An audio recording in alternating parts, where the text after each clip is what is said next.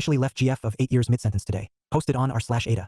So, for some context, we were out having lunch around 1 p.m. today at an old spot of ours where we've always had good times. However, today she just would not drop the coldness towards me. It was like pulling teeth trying to make conversation. We live together, eat together, sleep together. The routine has admittedly gotten to both of us, but she just seems dead inside around the ATP, and I think she's just staying with me because she's comfortable. So yes, stop trying to force convo mid-sentence, and I just told her I wasn't seeing where this is even going anymore, and that we needed to start going through the motions of separation. BC, I'd like to start a new path by January. She just acted like she didn't hear me. Then I stood up. She realizes I'm serious and decided to start crying and screams at me across the restaurant.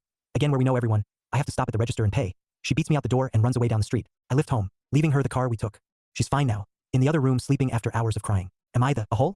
Relevant comments. Commenter 1. NTA. Don't let anyone gaslight you into thinking you should stay in a loveless, unstable relationship because it is your obligation to help someone who refuses to help themselves, never asked for help, and isn't even diagnosed with anything. Your feelings, happiness, and safety matter too. Her reaction to you just confirms that she is incapable of communicating. Oops, response. Thank you for your response. You hit 2 or 3 good notes there. Only thing as far as a diagnosis goes is that she's iron deficient, and a while back certain birth controls were causing some emotional and physical problems for her, and we were able to work through those as well. I'm a pretty understanding guy, like I go to the store and buy feminine products and pick up prescriptions, and we have a shared bathroom, that sort of thing. But she just stopped being interested in anything when she's around me. She doesn't rush to tell me things. She's cooked like twice this year. I taught this girl to drive, to take care of her things, to not be wasteful, to be responsible, and to watch her back. And for the longest time I supported us both financially, even through her flunking out of college on partially my dime. Commenter 2 response. I find it ironic and maybe even a little insightful that you describe the way you initiated the breakup conversation as going through the motions. It's like your life and relationship is in such a rut with her that even breaking up is described as another thing you have to plod your way through. Good on ya for standing up for yourself and saying enough is enough. Oops, response. Well, certain things like our pets, finances, assets, living situation is all shared. They're all going to be uphill battles no matter if she cooperates fully or not. Which she won't. Thank you for your support. It's going to be tough. Commenter 3. NTA for realizing you are done with a relationship and ending it. A tiny bit of a jerk for doing it in the middle of a restaurant where everyone knows you. Have a serious talk now that things are out in the open and then move on with your life. Commenter 4 response. I'm going to give him a pass on it because it wasn't intentional or premeditated. He was just in the middle of whatever he's saying. He realized everything was pointless, and they needed to break up and just blurted it out. Oops, response. That's what it felt like. Commenter 5 response.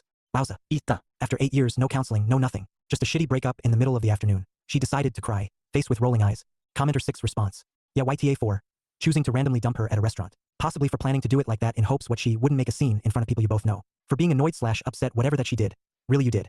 For wanting to be moved on in 2 months after 8 years, both as a deadline for her to exit your life and the fact that you think all you need is 2 months after 8 years. For framing it as choosing to cry and being fine, after crying in the other room for hours. For seemingly putting your own checked out state in the relationship on her as her being cold, etc. For not being concerned over what sounds like oblivious signs of depression. For seemingly skipping all of the conversations that should be had to not end up where you are. For allowing the relationship to get where it is, TA to yourself. What are you NTA for?